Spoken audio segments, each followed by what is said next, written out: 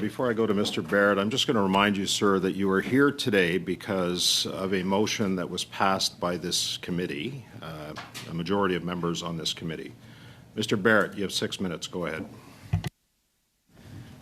Minister, there's fraud and another Randy in a partner call at your company. What's the other Randy's last name? So, Mr. Barrett, I do not know the name of that person, as I stated in my opening statements. And before at committee, I have no relationship, no operational role with GHI. I do not know that person in question. That person is not me. What's your percentage stake in the company? As has been disclosed in my disclosure to the Commission of Ethics, it is 50% stake in GHI that is held in my holding company. Who are the partners at the company? I do not know. It is Mr. Anderson, to my knowledge, is the only administrator of that company. So, I have no connection other than holding the shares to that company, Mr. Barrett. Holding half of the shares.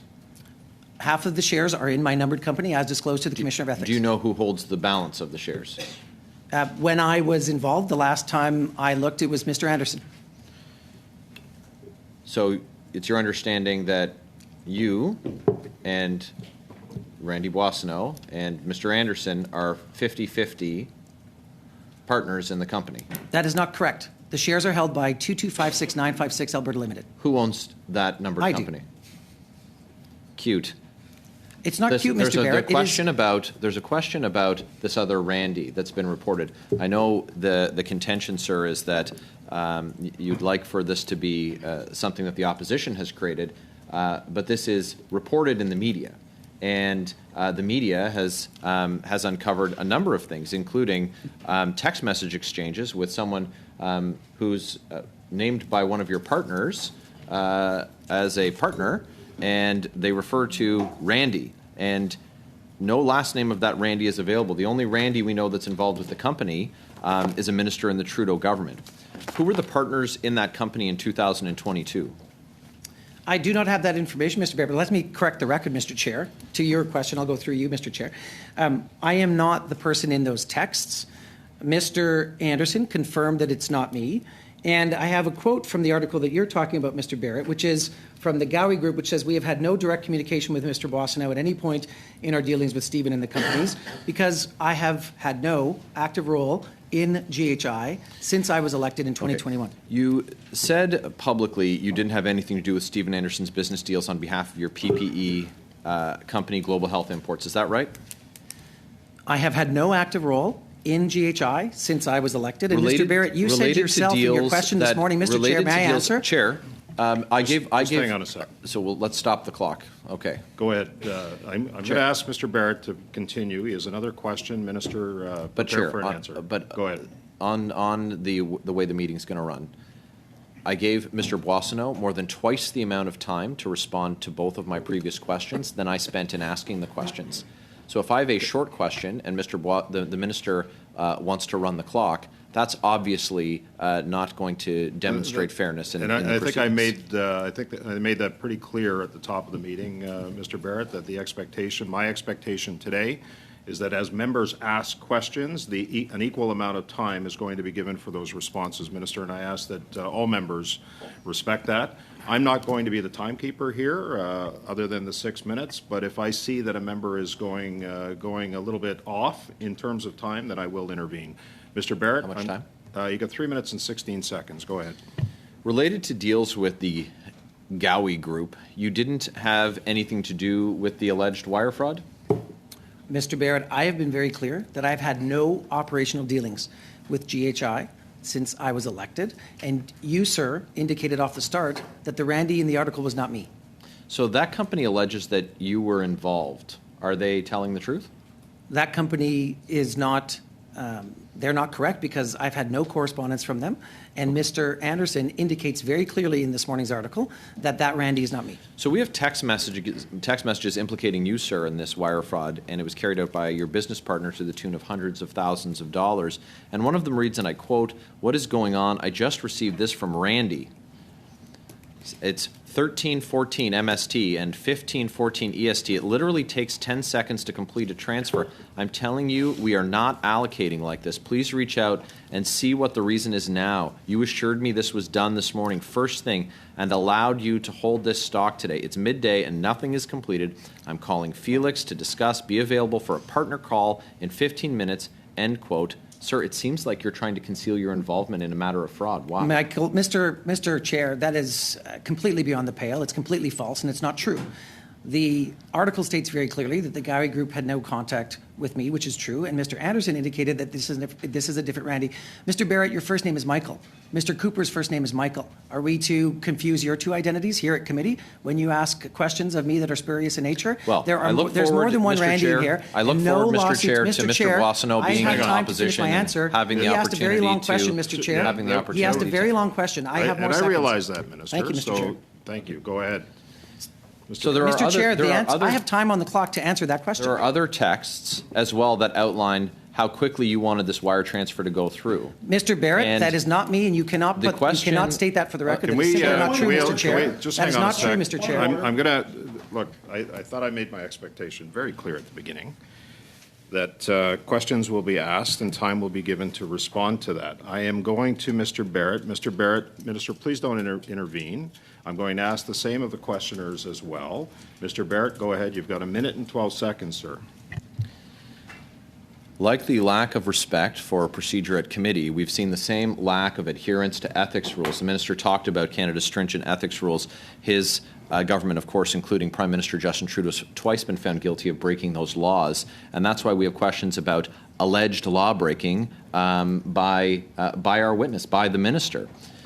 The company has been trying to get the money back, the company that was defrauded of $500,000 from your business. Where did the money from the Mr. Chair, chair? it is A chair. Point of order, Chair. he is not stating facts, and I But cannot he let didn't finish falsehoods his go, Mr. question. Chair. You're going to have ample opportunity to 30 seconds was the length I of know my you're question. protecting his clips, Mr. Chair, no, but I'm he not is stating actually. falsehoods. I'm not actually, Mr. Boissonnault. So we have a corrupt minister from a corrupt That's government. not true. Question. That is Point simply of beyond order, Mr. Mr. Chair, that is Chair. outrageous behavior by that Mr. member. Barrett, Can I have my time? I've asked for 2 points of order. I'm going to go on your point of order. Go ahead, Mr. Brock. I have never, in my almost 3 years of public service, seen such disrespect Point of by order. a minister Point of order. for the procedures Point of here order. at committee. He's constantly talking over the witness, and now he's talking over the chair. I've got It your is point of conduct order. unbecoming. I've got your order. point of order, Mr. Brock. I appreciate that. Mr. Barrett, you were at 34 seconds in your intervention. So I'm going to ask you to ask your question. And Point of order. Sorry, go ahead, Mr. Housefather. on Mr. point of Chair, referring to someone as corrupt is unparliamentary. I would ask that you order it be withdrawn. order. Sorry, ask that I order it what? I would ask that you ask Mr. Barrett to withdraw those comments. That is unparliamentary to refer to someone as corrupt. Yeah, Mr. Barrett, I am going to ask that you withdraw those comments, please. Alleged corruption by a corrupt government. Okay, thank you, Mr. Barrett. You have had. That was not a withdrawal, Mr. Chair. That was a doubling down. We've got a point of order from Mr. Villemure. Go ahead, Mr. Villemure. Allez, s'il vous plaît. Merci beaucoup, Monsieur le Président. Tous les Thank you, Mr. Chair. All committee members have accepted to hear from Mr. Boissonnault so that he can explain the situation. And I can't currently understand because everyone's talking on top of each other. That's what I said when we started. I don't want this to descend into a point where, everybody's talking over each other. And I'm going to enforce that from this. I've been enforcing it, but I'm going to enforce it from this point forward. It's just, it means that we're going to be wasting our time here and not being able to ask the questions that we want. Mr. Barrett, you've had 34 seconds. Do you have a question for Mr. Boissonnault? Because I want to give an equal amount of time. Go ahead. Go ahead. Through you, Chair, we'll give the minister an opportunity for transparency. For a first, Minister, will you provide this committee a copy of the letter notifying in writing that you wanted to be removed as a director from this company? And further, will you provide any financial records related to this company? Will you provide them to the committee? Mr. Chair, there is a well-established practice done by the Ethics Commissioner that every single member around this table has to go through. The standards are higher for parliamentary secretaries and ministers. I have followed that process to the letter. All of those documents were provided to the Commissioner of Ethics. And, Mr. Chair, the Ethics Commissioner sent me and Mr. Barrett a letter indicating that there was no need. He took the decision that there's no need to look into my business affairs, no need to evaluate them. I have followed the letter to the rule to the letter. Thank you, Mr. Boissonneau. Mr. Barrett. Ms. Damoff, you have 6 minutes. Go ahead, please. Thank you, Chair. And before I start, I just have a point of order. Mr. Cooper has just called me disgusting, and I would ask that he please remove that from. I mean, it's not appropriate. I'm sorry. I was dealing with other issues. Point of order. I didn't hear it, Ms. Damoff. He's done it I'm twice, sorry. Chair. Okay. Point of Well, order, I didn't Mr. hear Chair. it, so Those who I live- apologize. Mr. Chair, those who live in glass houses should be very Okay, careful that's about not a throwing point of stones. order, Mr. It Brock. is, because Thank you. Ms. Damoff used the very same language towards my colleague, Mr. Cooper. I heard it very clearly on more than one occasion, Chair. So the chair did not hear it because I was obviously busy dealing with some other issues. So I'm going to ask Ms. Damoff that you continue for 6 minutes. Go ahead, please. Thank you, Chair. So as to not interrupt her time. On a point of order, Mr. Barrett. At the conclusion of, it's a practice at other committees and this one in the past, that when there's a request for documents made, that there's confirmation by the clerk to the witness the information that's been requested. So is the committee to understand that the witness will provide the documents that were requested to the committee or not? Mr. Boissonneau, will you provide those documents that have been requested by Mr. Barrett? Mr. Chair, I was very clear in my answer. Any documents related to my affairs as a private citizen before becoming a public office holder have been provided to the Ethics Commissioner and his team, and they have looked at those documents, and the Ethics Commissioner has included there is no need to evaluate my business affairs, point à la ligne. Okay. So if the committee feels compelled to request those documents, you can do so when you have the floor, Mr. Barrett. Go ahead, Ms. Damoff, please. Thank you, Chair. On May 7th, CSIS reported that disinformation is the biggest threat to Canadians, and more than 84% of Canadians are somewhat concerned with this issue. And I find it really, I'm really disheartened that the Conservatives would prefer to go on a witch hunt against a Minister of the Crown versus continuing and finishing our study on misinformation and disinformation. Mr. Boissonneau, when you become a minister, is the procedure involved with documentation the same as a member of Parliament? Because I would note none of the opposition members have ever had to complete the documentation. As a parliamentary secretary, I have. I know it's quite extensive. Could you maybe discuss that? Absolutely, Ms. Damoff. When you become a public office holder, as you have experienced, there's a much different approach from just sending in your annual report as a member of Parliament.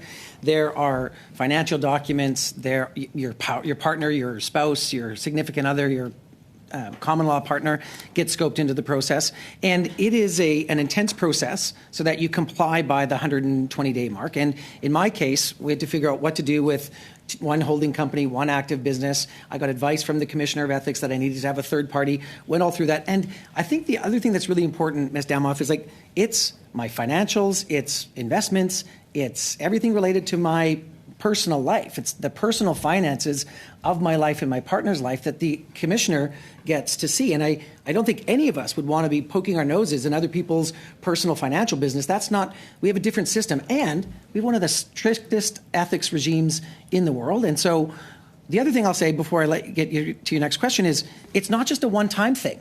It's a continual process. I have to constantly decide and make sure that we're complying with the Act, and I recuse myself from nominations and appointments all the time so that I stay on the right side of the Act. And you have to file annually the reports, and in addition, as part of the conditions when you file those reports, you can't have any knowledge of what's going on. I recall I couldn't even hold shares. I had to move all of any stocks that I owned. I had to either move them Absolutely. into a Bryant Trust or have mutual funds. So, and this needs to be filed annually. So to imply that you are somehow still involved would indicate that you've contravened the Act, and yet the Commissioner has gone through your documents and has vetted it and said no, that you didn't. Is that not correct? That is absolutely correct. The Commissioner has said there is no need to evaluate my business affairs.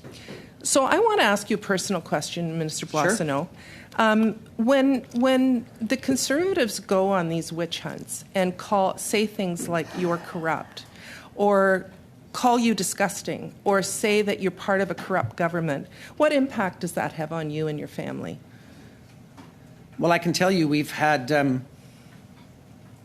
people parked outside of my house for 6 weeks with a threatening vehicle that switches out every 3 to 4 days to comply with the bylaws, that whatever Pierre Poilievre says in the House of Commons gets written all over those windows. And my partner didn't sign up for that, and neither did anybody on my block. And it comes directly from the anger and the fear that the Conservative Party is spreading in this country. And I can tell you, Ms. Demoff, it breaks my heart that you have made the choice that you have made to no longer serve your community and our country, because you are a phenomenal parliamentarian and an amazing parliamentary secretary. And when truth and reason and facts leave this place, it damages democracy.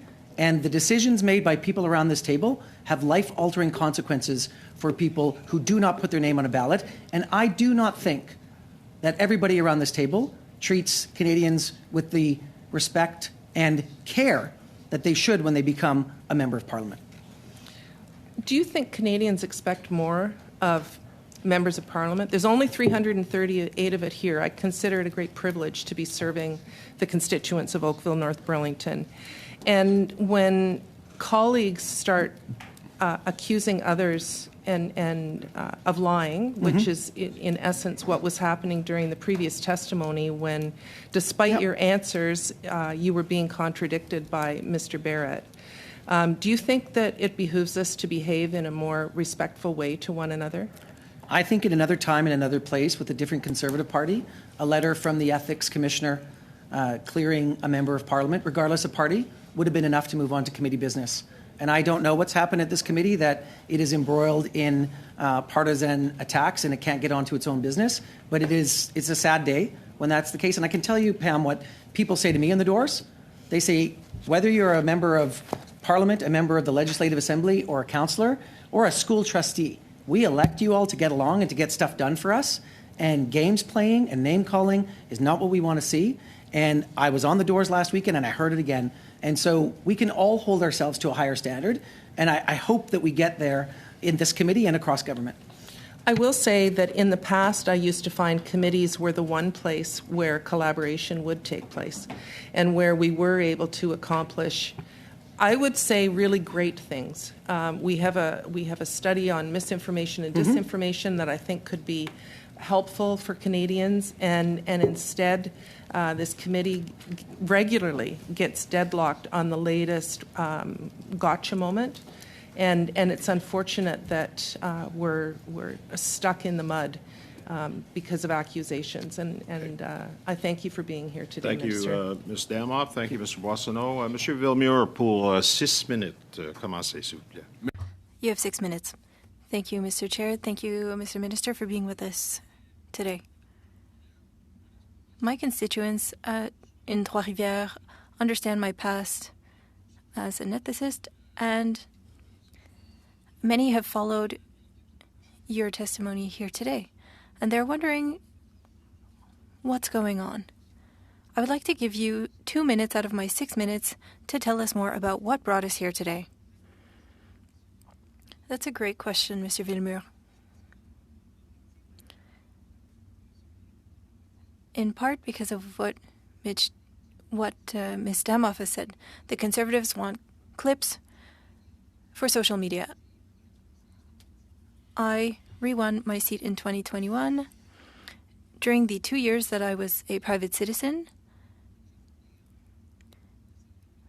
I divested my company. Rather, I went back to my company. I was by myself in my office. I worked with people on projects. For example, working for the Westminster Foundation for Democracy, I worked in Bolivia to help that country rebuild its democratic institutions. I also worked with an organization in Thailand that wanted to help LGBTQ people. I also founded the Global Equity Caucus, and I am a gay man. I'm a gay parliamentarian, and when I went to international events, I was looking for people like me so that I could have discussions on how to move issues forward for our community. So, me and a couple other people created this network.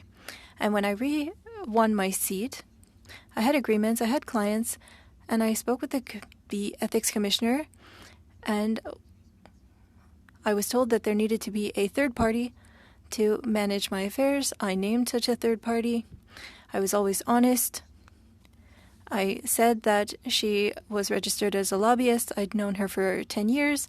I trusted Ms. Poon, and that is why I named her as director. And so she sends the documents to the Revenue Agency every year. The ethics commissioner told me, great, no reason to look into it, and we're here today because Conservatives want to fight, they want more seats, and I'm going to campaign again. I'm going to win because I serve my constituents with integrity. Thank you very much. This touches on my second question on why we're here today, but I would like to add, and I was listening to my colleagues' questions, very intense questions. Why are you here this morning, and why is there so much hatred? I believe that today's Conservative Party is afraid they're not in control of the changes in the world and here, and they are angry. And that brings a certain hatred within the party. And they want to undermine institutions and damage our country. The Conservative leader said that the notwithstanding clause could apply to rights. Is it my rights? Your rights as a Francophone? The rights of trans people? Indigenous people? How will that notwithstanding clause be used? I can't believe that today's Conservative Party is so angered by things that they can't control, like climate change. They deny climate change, and instead of finding a solution to something that we can clearly see with forest fires, they simply want to say no. They want to go back to a country that no longer exists. And I think that they will do everything that they can to win seats, and I will stop them from doing that at Edmonton Centre. Thank you, Mr. Minister. And 2 questions. What can I say to the people of Trois-Rivières in one sentence? We heard from Mr. Boissonneau, and here's what he had to say. So that's my first question. Actually, I'll let you respond. He followed all the rules. Okay, that's simple. In your view, is there any improvements that can be made with the ethics commissioner to avoid such a situation? Mr. Villemur, I believe you have a PhD in ethics. You suggest a great many studies here at this committee, and I think that any system can be improved. But I can say that we need to communicate to Quebecers and Canadians how the system works and how there is oversight of our files by the ethics commissioner. I think Canadians would feel good knowing that our system is robust. And you believe that the system works well. Well, I worked within the system that we have, and if the committee wants to suggest changes to the system, they can. But I can say that I've always followed the rules. I work closely with the ethics commissioner and his team, and that is why I've been able to respond to your question that was very clear. Minister Boissonneau followed all the rules. Yes, I followed the rules to the letter. It's important, if we want to bring people towards democracy, they need to know that we have systems in place to separate public and private responsibilities.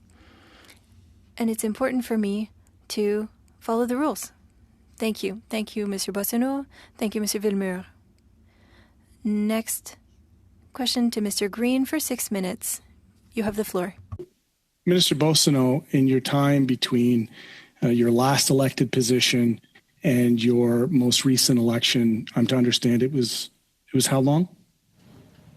I was elected in 2015, and I lost the 2019 election, and I won the 2021 election. So in 2 years, you created a company that was essentially a consultancy. Is that correct? No, I had a consultancy from about 1999 until the time that I was first elected in 2015, when I made sure that the company... In your 2 years, what was the nature of the business that you created here? So I didn't create a new business, Mr. Green. I simply restarted my business, Zenix, which is a management consultancy. And as I indicated to Mr. Villemure, I had many clients. And my forte, if you can use that... What experience did you have in procurement and PPF? So with respect to that company, which I have no more work to do with, we were at the time of a pandemic, and we were at the time of a great What call. experience did you have prior to this procurement that involved PPF and procurement? 15 years in business, Mr. Green. I was able to make sure that we had products supplied to my community. I had 15 years in business. This was a decision to start a business. There were tens of thousands of businesses started up during the pandemic to help our country and our community, and this business was one of them. Okay, so you got into procurement to take advantage of the opportunities that were presented in COVID, perhaps your relationships with the Liberal government. I wouldn't say that. And you had... Well, Order, Chair. Mr. Boissonneau, Mr. Green was in the middle of his intervention asking a question. I'm going to ask that you let him finish, and you'll be given an equal amount of time to respond. Mr. Green, go ahead. I did stop your clock. In your earlier testimony, you stated that the Gowie Group had no contact and that the article states in reference to the text that they mentioned to Randy. It is stated in this article that you've referenced to refute to the Conservatives' claims that it was Gouli's understanding that Anderson was referring to Boissonneau, whom Anderson had told her was a partner at GHI and a public official, a representative of Gowie Group wrote in a statement. So there's an obvious contradiction here that is public. And while it is true, you may want to appear before this committee and act as though this is simply a Conservative witch hunt. I would tell you from my perspective as a New Democrat, this doesn't pass the sniff test. So please explain this very obvious contradiction between your testimony and what is being stated here. Mr. Chair, thanks, Mr. Green. And Mr. Chair, through you to Mr. Green, there are some baseless comments in your intervention. And let me just be really clear. I had nothing to do with the Gowie Group. I have no ongoing role in this company and haven't since I was elected. The article itself, and I'll repeat, says we have had no direct communication with Mr. Boissonneau at any point in our dealings with Stephen and the companies. That's from the Gowie Group. Mr. Anderson confirmed in the article that I am not the Randy in question. And so I would also say that, you put words in my mouth and said take advantage. I never said that, and nor did I say the W word, because I'm very careful to use that word. I am here to answer questions as the Ethics Committee has asked me to do. And sir, listen. Sure. That's all great, but you're providing contradictory testimony. The nature of your dealings with a business model that you have no previous experience with, given the case of the size and the scope of the procurement, raises questions to the average Canadian. It raises questions to an objective person looking at this deal when in your own testimony you're stating you're not even aware of who the ownership is. So who is the other Randy? So, Mr. Green, I stated this earlier to Mr. Barrett. I do not know the name of this person. I have no operational role in that company. I do not have any line of sight to who operates the company, and I would not be able to because of the very strict rules in ethics. And I will state very clearly that I had 15 years of business experience with clients, and I was able to translate you decided that into to something list Kristen Poon's company as 2050-877 Alberta Limited on your disclosure forms and not include the trade name of the Navis Group. That, to me, sir, no matter how much you want to obfuscate, looks like a mission that is intentional. So would you agree that receiving direct payments from a registered lobbyist would appear to show a conflict of interest? No, Mr. Green, two things there. When I was a private citizen, I worked with a company, that numbered company, that after I became elected, changed its trade name to the Navis Group. And moreover, I was required to use the legal name of the company in my ethics disclosure forms, and that was a directive by the commissioner's team.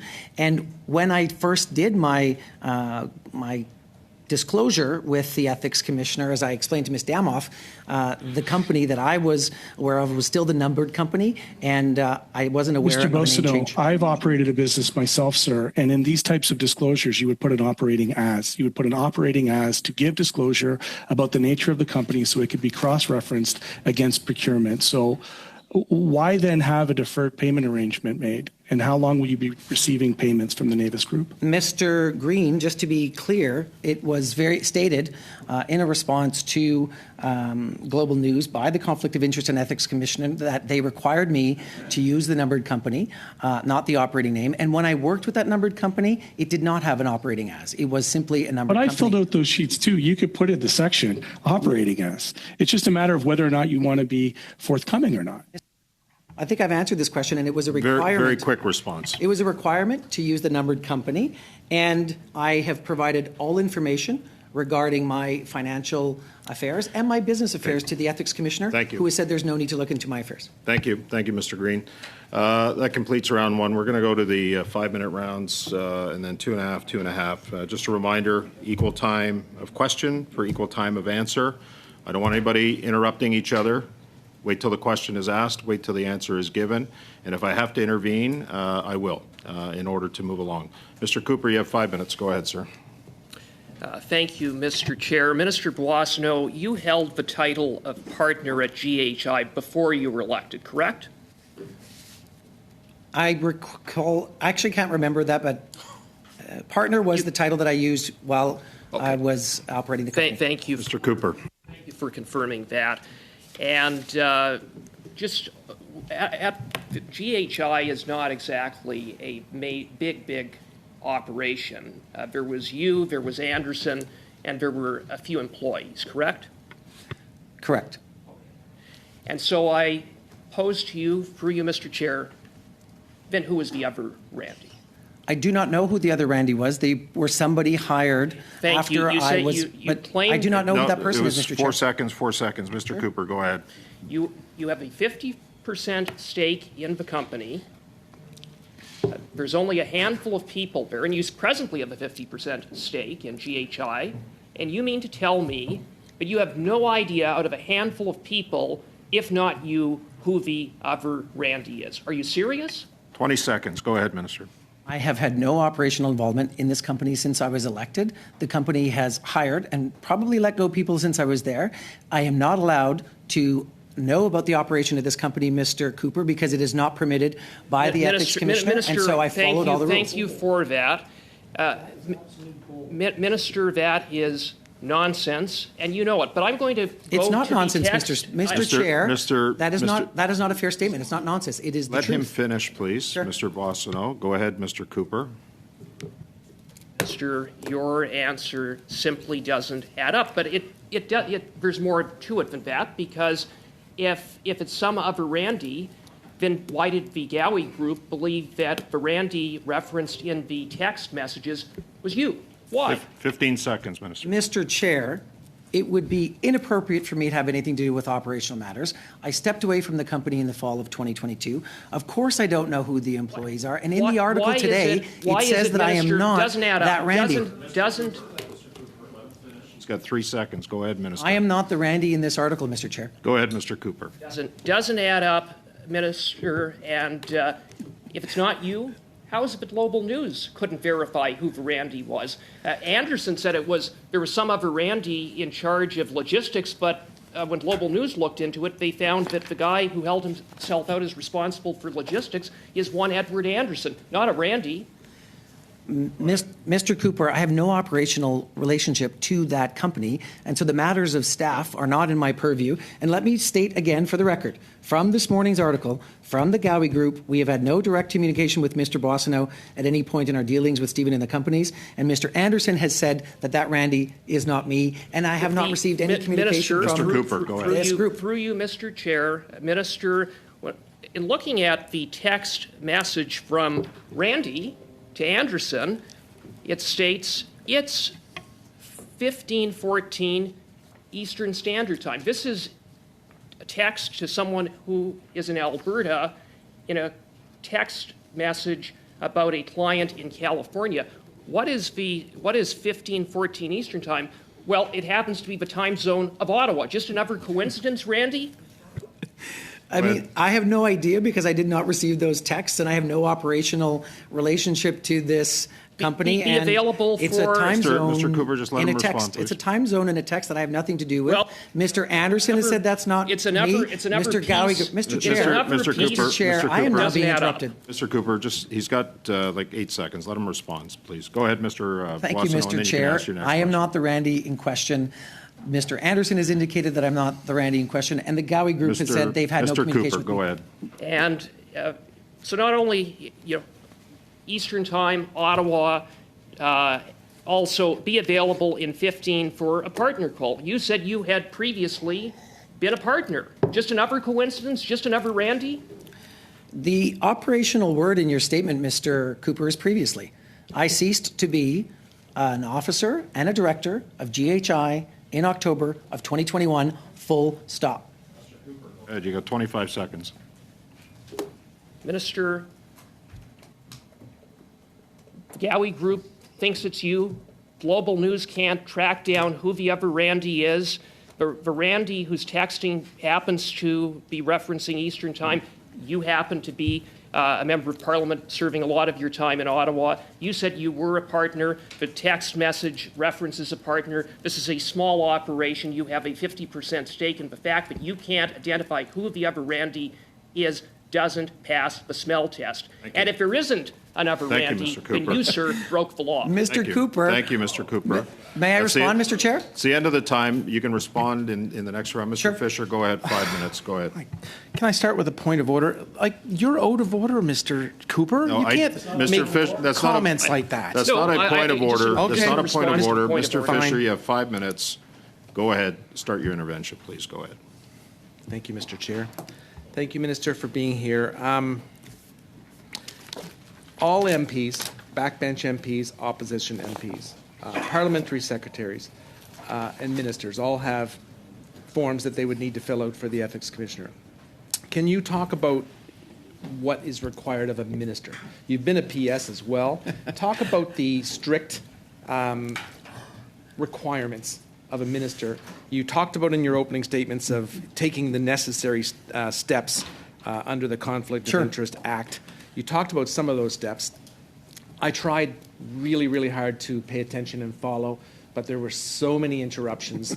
I'm going to ask you if you could just outline, and I've never been a minister, probably never will be a minister, but I'd like to know maybe a little bit about what some of those, that higher level of scrutiny is that you have to put yourself forward that perhaps myself and other members of this committee haven't. Well, I appreciate that, Mr.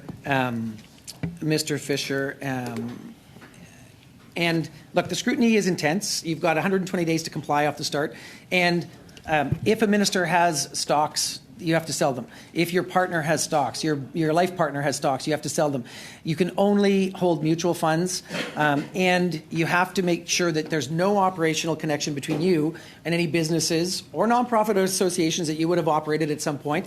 And so in my case, it was not just make sure that everything was compliant with the Act in the first 120 days. When you're a minister, it's a constant, compliance isn't an endpoint. It's a process. It's fluid. And what's important to note is that I have made the decision, rightly, to recuse myself on appointments and nominations.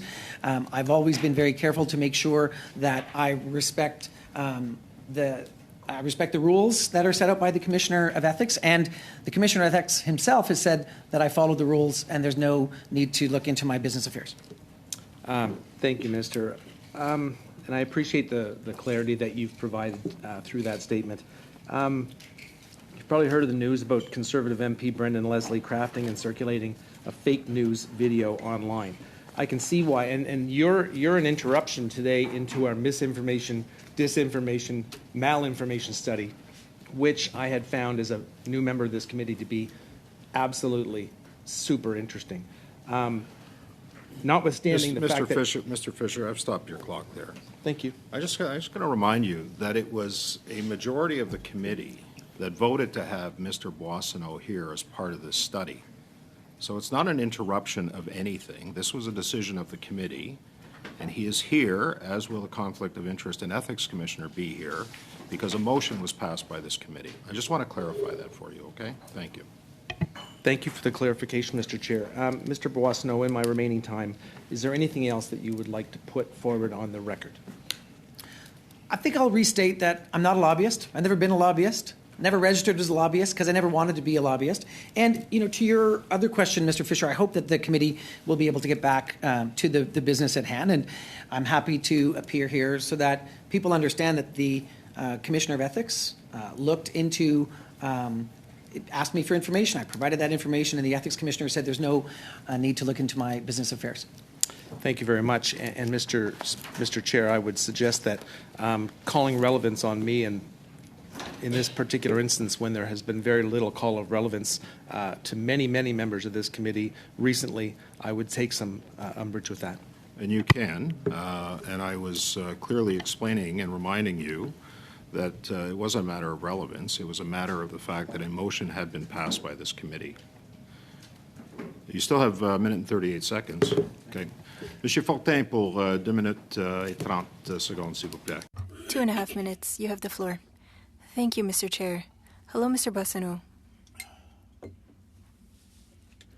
I've been listening to the different questions.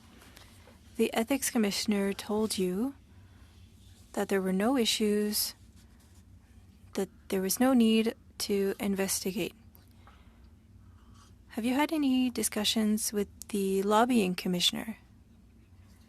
For the first question, yes, it has been confirmed by the Ethics Commissioner that he doesn't have to look at my private affairs. Regarding the Lobbying Commissioner, I have received nothing from the Commissioner. No communication from the Lobbying Commissioner. I follow the rules. I'm an elected official, and I had a role as parliamentary secretary. I'm in that 5-year period. I've never been a lobbyist. I've never been registered as a lobbyist. And so I've not received anything from the Lobbying Commissioner. I understand. And I understand that you never wanted to be a lobbyist.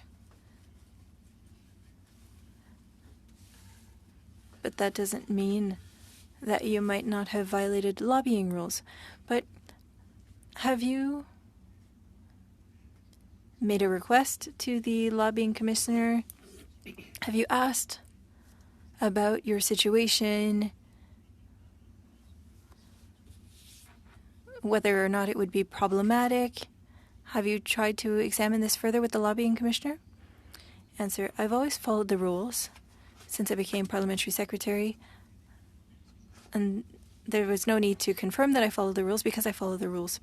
I believe that Ms. Poon is a registered lobbyist, correct? Yes. Has she spoken to you on the matter of your activities and whether or not they follow the lobbying legislation? I was always clear with her and with clients that I would never organize a meeting with a government official, and I would never participate in an event with an official, and I have never done so. Your company was in discussions with the Edmonton airport, and during those activities, did you participate? No, I never participated in meetings with the federal government and Edmonton Airport. I never organized meetings for the airport with the federal government because that would have gone against my responsibilities. Thank you, Mr. Boissonneau. Go ahead. Minister, when was the last time you had a conversation with Kristen Poon? Earlier this week. We are friends, and we've known each other for 15 years. So you chat. How frequently would you suggest that you are in communication with Ms. Poon? Depending on the time of the year or what's going on in our friend circle, we would communicate a couple of times a month, perhaps, if not more. And Ms. Poon is a registered lobbyist? She is no longer a registered lobbyist. my understanding is that her registry, she ceased to be a lobbyist in June of 2022. And you received payments from her prior to that? That is not true. What happened is that work that I did while I was a private citizen, we made sure that all of the dealings that I had as a private citizen When was the were last provided payment to you received the from Ms. Commissioner of Poon? Ethics. When was the last payment you received Mr. from Green, Ms. you Poon? know that there's a process for that, and that information is with the Commissioner of Ethics, and the Commissioner of Ethics. So you're refusing to indicated- answer a basic question, Randy, that would help provide some light to this topic? When was the last time you received money from her? There were no no monies were received by any company that I'm responsible for from Ms. Poon in 2024. That wasn't the question I asked. When was the last time you received money? 2023? Mr. 2022? Green, When was that it? matter is with the Conflict of Interest Commission. I provided everything to them, and the Ethics Commissioner has said there's no need to look into my affairs. Well, that's great. We'll talk to him next and certainly look at the loopholes that are in that. Why did you decide to have a deferred payment arrangement? Mr. Green, that is a relationship that was done while I was a private citizen, and I shared all that information with the Ethics Commissioner. The Ethics Commissioner has Did you not made it very receive money clear while you were a private that I citizen? there's no need to look into my business affairs. Did you not receive payment while you were a private citizen? I received income as a private citizen while I was making a living as a business person, yes. So at some point you decided with a deferral agreement, when did you make that decision? Mr. Green, that information has been provided to the Ethics Commissioner. The Ethics Commissioner has looked at my business affairs and said there's no need to look into them. Has the CRA? Hold on, Mr. Green, I've stopped the clock. I have a point of order from Mr. Barrett. Does the procedure committee not require that a witness answer a question?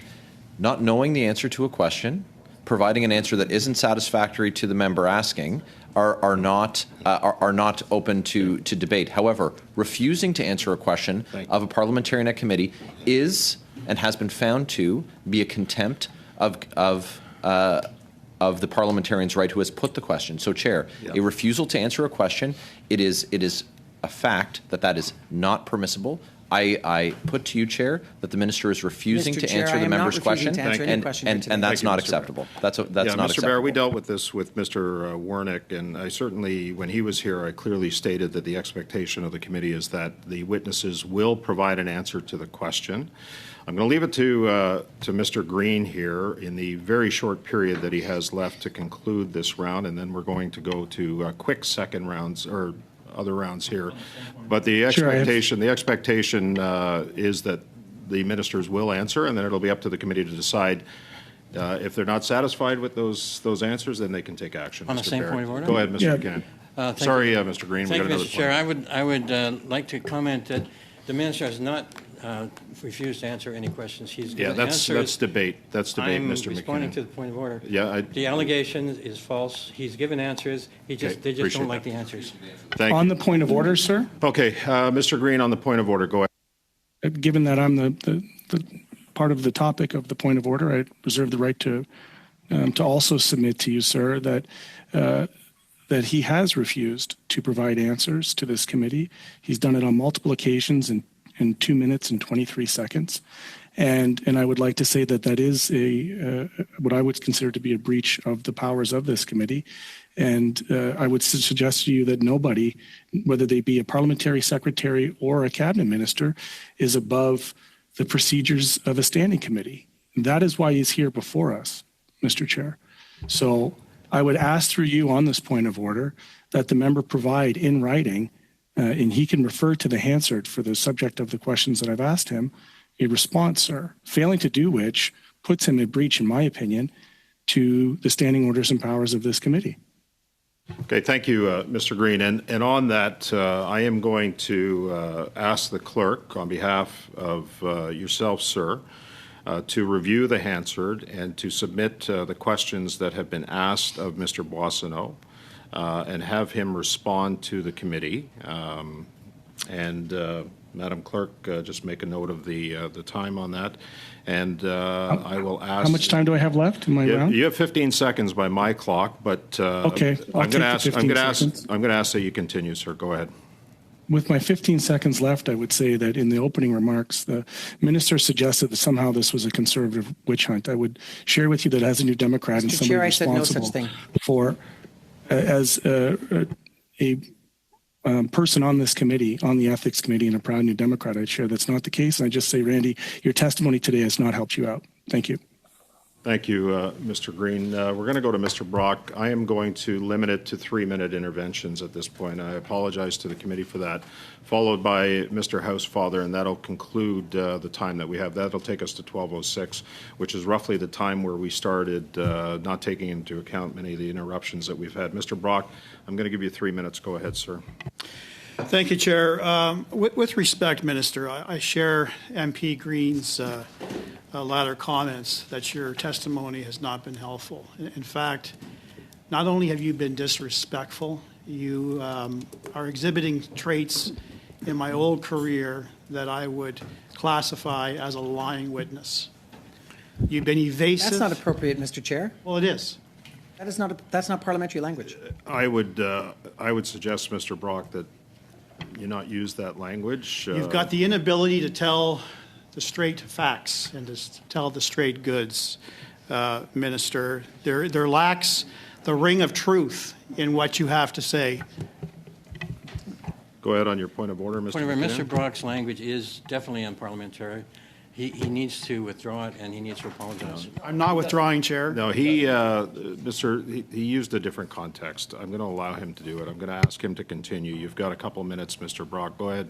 Sorry, on the same point of order. Go ahead, Ms. Damoff, on the same point of order. I've heard in the House many times the Speaker say that you can't say indirectly what you, or that you can't say directly, and that is exactly what Mr. Brock has done, and we cannot call each other liars or providing untruths to Parliament. I appreciate that. I think Mr. Brock understands your point of order. I'm going to ask him to continue for the next couple of minutes. Go ahead.